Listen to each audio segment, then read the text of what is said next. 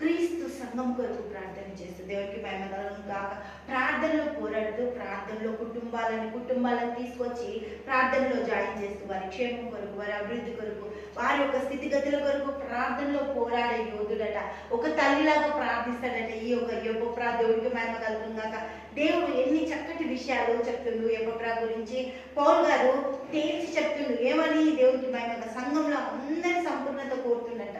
అందరూ కూడా పర్ఫెక్ట్గా ఉండాలి, పర్ఫెక్ట్గా దేవుడి దగ్గరికి రావాలి, అందరూ దేవునిలో ఉండాలి అని చెప్పేసి ప్రతి విషయంలో దేవుని చిత్తమును గురించి పరిశుద్ధాత్మ శక్తి పొందుకోవాలి వీళ్ళని ఎపఫ్రా వాళ్ళ గురించి ప్రార్థిస్తుందంట. నిలకడగల నిశ్చయత గల వాళ్ళుగా ఉండాలి అని చెప్పి ప్రార్థిస్తుందంట. దేవుడికి మహిమ కలుగును గాక. ఈ యొక్క భయం ఆందోళన లేకుండా దేవుని సన్నిధిలోకి రావాలని వాళ్ళు ఎడతెగక దేవుని నిశ్చయత గలవారై నిలకడగా ఉండవాలని ఇతడు ఎల్లప్పుడూ మీ కొరకు ప్రార్థనలు పోరాడే యోధుడట. దేవుడికి మహిమ కలుగును గాక. హల్లెలూయా. ఈ ఎపఫ్రాలో 3 విషయాలు మనకు నేర్పిస్తుంది. ఒకటేంటి అంటే దేవుని చిత్తమును గురించి సంపూర్ణత, 2 నిశ్చయత గలవారనే నిలకడగా ఉండవాలని, 3 దేవునికి మహిమ కలుగును గాక.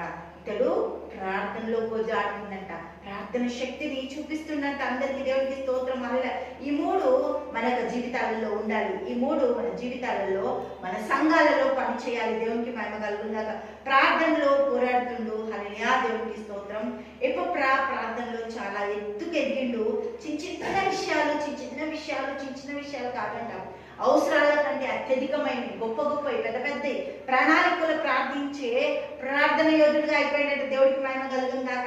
నాకు శరీరానికి ఇది అవసరం, నాకు ఇంటికి ఇది అవసరం అడగట్లేదట. దేవునికి స్తోత్రం. హల్లెలూయా. ఎన్నో గొప్ప విషయాలు నేర్చుకోవడానికి. హల్లెలూయా. సంఘం కొరకు భారం కలిగి, బాధ్యత కలిగి ప్రార్థిస్తున్నట. ఎపఫ్రా ప్రార్థన భారమైంది. హల్లెలూయా. దేవునికి మహిమ కలుగును గాక. అందరూ క్షేమంగా ఉండాలి, సంఘం అంతా క్షేమంగా ఉండాలి, సంఘంలో అందరూ దేవునితో కలవాలి, దేవునిలో ఉండాలి, దేవుని ద్వారా పని చేయాలని వీళ్ళు హల్లెలూయా. ఈ యొక్క ఎపఫ్రా దేవుడి యొక్క ప్రణాళికలో ఉండి ఇతరులని దేవునిలోనికి తీసుకొస్తుంటారు. సంఘం అంతా కూడా సంపూర్ణ చిత్తంలోనికే ఉండాలి, దేవుని చిత్తాన్ని నెరవేర్చాలని చెప్పి వీళ్ళందరినీ తీసుకొచ్చి ఇక్కడ నిలబెడుతుందంట. పౌలు గారు తేల్చి చెప్పేస్తుంది ఒకటే మాట. ఏమంటుండు? కొలస్సీలకు రాసిన పత్రిక 4వ అధ్యాయం 13వ వచనం. ఇతడు మీ కొరకు లవొదిక వారి కొరకును ఈయేరా పోలి వారి కొరకును బహు ప్రయాసపడుచున్నాడని ఇతని గురించి సాక్ష్యం ఇచ్చుచున్నాను. దేవునికి స్తోత్రం. సాక్ష్యం ఇస్తుందంట. ఇదంతా కూడా కొలస్సీ పత్రిక అంతా కూడా తయారు చేసి, కొలస్సీ సంఘం చాలా ఉన్నతమైన సంఘం, చాలా ధనికులంట. అక్కడ దేవుని వాక్యానికి ఏ చోటు లేదంట. అయినప్పటికీ కూడా ఈ యొక్క కొలస్సీ పత్రికని సమకూర్చి తీర్చిదిద్ది పౌలు గారు రాసి ఎపఫ్రాని అక్కడ నిలబెట్టిండంట. ఈ కొలస్సీ సంఘాన్ని కట్టింది పౌలు గారు కాదు, ఎపఫ్రా. దేవుడికి స్తోత్రం. ఎపఫ్రా అక్కడ స్థాపించిందంట. పౌలు గారు వాక్యం విని అక్కడికి వెళ్ళి, ఇక్కడ మాకు సంఘం కావాలి, దేవుడు కావాలి, ఈ జనమంతా పాడైపోతుండ్రు, డబ్బులతోటి ఇక్కడ ఏమి కొదవలేదు, వాళ్ళందరూ కూడా విచ్చలవిడిగా తిరుగుతున్నారు, వీళ్ళకి ప్రార్థన జీవితం ఉండాలి, దైవ భక్తి ఉండాలి, దేవుని సంఘం కావాలని చెప్పి ఎపఫ్రా వాళ్ళందరినీ దేవుని సన్నిధిలోనికి చేర్చిందట. దేవుడికి మహిమ కలుగును గాక. హల్లెలూయా.